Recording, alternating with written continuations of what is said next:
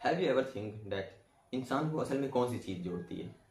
क्या वो एक नेशन के अंदर पैदा हो जाना है, या कोई एक स्पेसिफिक बाउंड्री के अंदर जो है हम लोग पैदा हो जाते हैं, वो हमें चीज़ वो चीज़ जो है हमें लोगों से जोड़ती है, या एक लैंग्वेज बोलना हमें एक दूसरे से जोड़ता है, या हम एक कास्ट या कम्युनिटी या किसी भी ट्राइब से बिलोंग करते हैं वो हमें जोड़ता है? आखिर कौन सी चीज़ है जो है इंसान को जोड़ती है? आज जो है हमारे आसपास में यही है कि हम सब ये समझते हैं कि हम एक कंट्री से हैं इसलिए we are the one, and हम एक कम्युनिटी से हैं इसलिए हम एक हैं। बल्कि ये सारी इनवैलिड बॉन्ड्स हैं।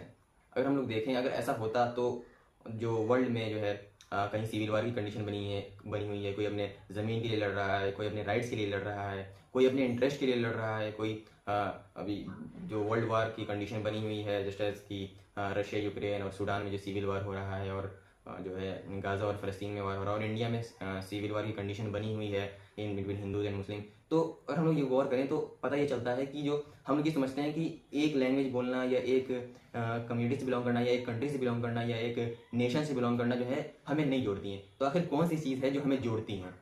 तो इस वाली वीडियो में जो हम जानेंगे कि आखिर कौन सी चीज़ है जो इंसान को इंसान से जोड़ती है, यानी इंसानियत को जोड़ने वाली कौन सी ऐसी बॉन्ड है जो हमें जोड़ती है। तो उससे पहले हम ये इस बॉन्ड के बारे में बात करेंगे, कौन सी बॉन्ड हमें जोड़ती है। हम ये बात करेंगे कि कौन कौन से बॉन्ड जो हमारे आसपास में एग्जिस्ट करते हैं उसको पहले हमें डिबंक करना होगा, इनकी खराबियाँ क्या है। जैसे कि हमारे आसपास में है पेट्रियटिज्म है, नेशनलिज्म है, या कुछ इनवैलिड बॉन्ड भी है जैसे स्पिरिचुअल बॉन्ड, या you can say self interest वाला बॉन्ड जो है।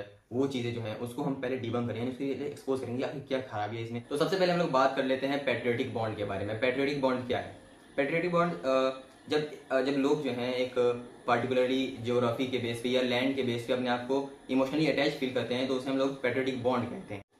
पैट्रियोटिक बॉन्ड जो है एक नेचुरल फीलिंग है जो at the time of crisis उभरती है लोगों के अंदर कि अपने लैंड के लिए लड़ो, अपने लैंड को बचाओ, डिफेंड करो। जिस तरह एक जानवर अपने लैंड के लिए मतलब डिफेंड करता है, लड़ता है दूसरे ऑर्गेनिज्म से, उस तरह ये भी एक बॉन्ड है जो इंसानों के अंदर उजागर होता है जब कंट्री को खतरा रहता है। और इसके कुछ फ़ायदे भी हैं, जैसे इसकी कंट्री की केयरिंग बढ़ जाती है, या अपने कंट्री के लिए जो है सेक्रीफाइस करने का जज्बा बढ़ जाता है। लेकिन सबसे बड़ी दिक्कत ये इसके अनस्टेबल होने का रीज़न ये है कि जब देश में जब खतरा कम हो जाता है, यानी खतरा खत्म हो जाता है, जब कंट्री पीस में हो जाता है, तो ये बॉन्ड खत्म हो जाता है। फिर वही लोग अपने पुराने मामला में ये चले जाते हैं, वही हेट्रेड में मतलब अपना वक्त गुजारते हैं, और जो है एक कम्युनिटी के खिलाफ कोई कमेंट करता है, दूसरी कम्युनिटी के खिलाफ कोई और कमेंट करता है, और जो है वही हेटेड और वही सिविल वार वाली जैसी कंडीशन बन जाती है।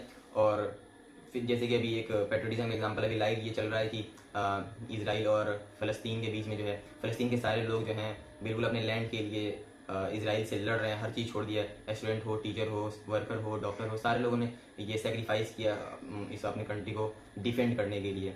अब हम लोग चलते हैं नेशनलिस्टिक बॉन्ड की। नेशनलिस्टिक बॉन्ड यानी इसमें होता यह है कि मेरी कम्युनिटी, मेरी पार्टी जो है ऊपर जाए, dominance of my party and my community and my race. इसमें सिर्फ लैंड ही नहीं बल्कि अपने लोगों को, अपने रेस को, अपने कम्युनिटी, अपने ट्राइब को सुपीरियर दिखाने का, सुपीरियर बनाने का, अपने लोगों का डोमिनेंस कराने का जो है सोच रखा जाता है। इसमें मीन्स दैट बेसिकली हम वर्सेस वो वाली फीलिंग आती है। और ये बॉन्ड के बहुत सारे फ़ायदे भी हैं, लेकिन ये फ़ायदा तभी देगा जब एक कॉमन एनिमी हो या कोई कॉमन गोल हो, जैसे आज़ादी या डेवलपमेंट। लेकिन इसमें दिक्कत तब आ जाती है जब इस फेज से, यानी हम आज़ादी वाले फेज से जब गुजर जाते हैं, डेवलपमेंट वाले फेज हम लोग जब गुजर जाते हैं, तो ये वाली फेज जो है, ये वाली फीलिंग आपस में ही टकराने लगती है, और फिर कन्फ्लिक्ट पैदा हो जाती है, फिर वही हेटेड वेटेड फैल जाता है।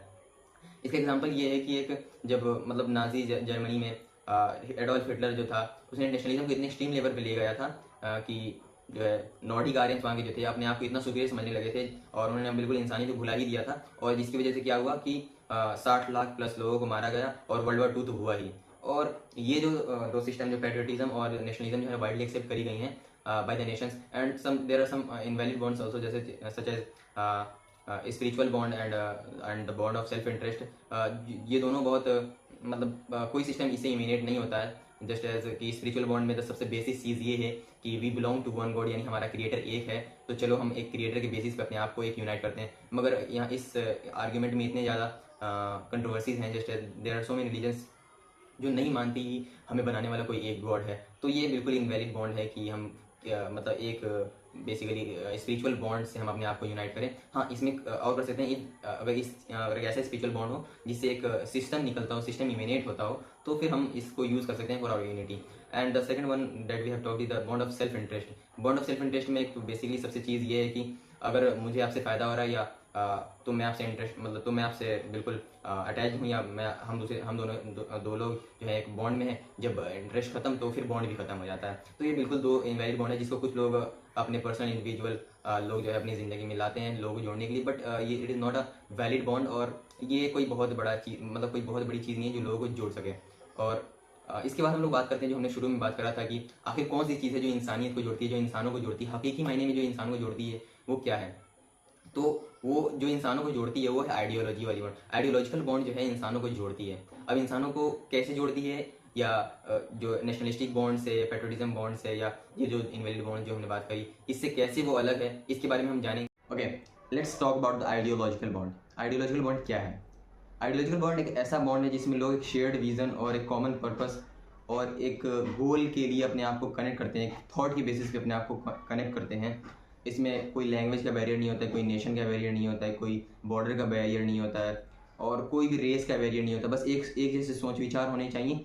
तो हम उस आइडियोलॉजी में, जैसे अगर 3 लोग हैं, तीनों अलग अलग कंट्रीज से हैं, और तीनों का एम एक है कि मुझे जस्टिस और इक्वलिटी के लिए काम करना है, तो ये सारे के सारे लोग एक आइडियोलॉजी के अंदर आते हैं। अगर हम लोग कंपेयर करें तो ऐसा पता चलता है कि हमने नेशनलिज्म में देखा कि नेशनलिज्म में जो है इंसान जो है लोग बढ़ते हैं in the name of borders, और पासपोर्ट के नाम पे लोग बढ़ जाते हैं। और पैट्रियटिज्म में हमने देखा कि अपने सिस्टम और अपने गवर्नेंस और अपने लैंड से लॉयलिटी होती है, चाहे हमारा सिस्टम हमारा जो स्टैंड गलत भी क्यों ना हो। जस्ट अगर मैं नॉर्थ कोरिया का एक पैट्रियटिक मैन हूँ, then I would say that the system and the governance of the North Korea is much better than the other countries. और इंटरेस्ट बेस्ड में हमने देखा कि इंटरेस्ट बेस्ड में जब फ़ायदा ख़त्म तो जो बॉन्ड है वो भी ख़त्म हो जाता है। तो ये सारे सिस्टम एक्सपोज हो जाते हैं। तो असल में जो चीज़ हमें जोड़ने वाली है आइडियोलॉजिकल बॉन्ड है, और जो है कैसे ही जोड़ती है, क्योंकि ये एक परमानेंट बॉन्ड है, एक सोच पे बेसिस में, ना ही कोई कल्चर का बांधा बनता है या ना ही कोई रिलीजन का आता है, बस एक शेयर्ड सोच। मगर अब सवाल ये है कि आखिर कौन सी आइडियोलॉजी, दुनिया में तो इतनी सारी आइडियोलॉजीज़ हैं, तो आखिर हम लोग कौन सी आइडियोलॉजी को अपनाएं जो मतलब मेरे लाइफ का हर एक फेज़ एक अच्छे तरीके से गाइड हो। तो इस चीज़ को जानने के लिए, यानी डिफरेंट आइडियोलॉजीज़ के बारे में जानने के लिए हम अगर इस वीडियो में बात करने लगे तो फिर वीडियो बहुत लंबी हो जाएगी और बोरिंग भी हो जाएगी। तो क्यों ना हम इसे एक एआई से पूछें। अगर हम लोग इसे एआई से पूछते हैं तो वो जवाब देता है कि कोई भी आइडियोलॉजी जो है, जस्ट एज कम्युनिज्म हो, कैपिटलिज्म हो, या कोई भी सोशलिज्म हो, कोई भी आइडियोलॉजी एक परफेक्ट आइडियोलॉजी नहीं है। एक स्पेसिफिक टाइम के बाद, एक स्पेसिफिक टाइम होने के बाद सारी आइडियोलॉजीज आउटडेटेड हो गई हैं। तो एक आखिर आइडियोलॉजी में होनी क्या चाहिए, और एक परफेक्ट आइडियोलॉजी कैसी होती है, और क्या कोई एक आइडियोलॉजी है इस दुनिया में एग्जिस्ट करने वाला जो परफेक्ट है। हाँ, एक आइडियोलॉजी ऐसी है जो किसी भी स्टेट के द्वारा एडॉप्ट तो नहीं करी गई है, लेकिन इसमें एक परफेक्ट आइडियोलॉजी की जो भी क्राइटेरियाज होती हैं वो सारी की सारी इसमें फुलफिल होती हैं। जैसे कोई भी परफेक्ट आइडियोलॉजी में ज़रूरी है कि उसमें वो जो आइडियोलॉजी उसके सारे के सारे चीज़ जो हैं, सारे के सारे गाइड्स जो हैं बिल्कुल ह्यूमन नेचर के हिसाब से होने चाहिए, बिल्कुल बैलेंस होना चाहिए, जस्टिस इंश्योर करना चाहिए, और एक स्पेसिफिक टाइम के बाद आउटडेटेड नहीं होना चाहिए। तो एक ऐसी आइडियोलॉजी है जिसे हम लोग कहते हैं इस्लामिक आइडियोलॉजी। इस इस्लामिक आइडियोलॉजी के बारे में हम डीप से जानेंगे अगले वीडियो में। बिल्कुल इसकी तरीका क्या है इसको इम्प्लीमेंट करने का, what is the method of implementing this ideology, and इसके डिफरेंट पार्ट्स के बारे में जानेंगे, किसी गवर्निंग कैसी है, और इसके इकोनॉमिक सिस्टम कैसी, इसमें कैसा करा जाता है, और काइंड ऑफ जितनी सारी चीज़ें इसकी पॉलिटिकल हो, सोशल हो या इकोनॉमिकल हो। तो आपको कैसा लगा ये वीडियो नीचे कमेंट में ज़रूर राय दीजिएगा। अरे ऐसा नहीं भाई, ऐसा।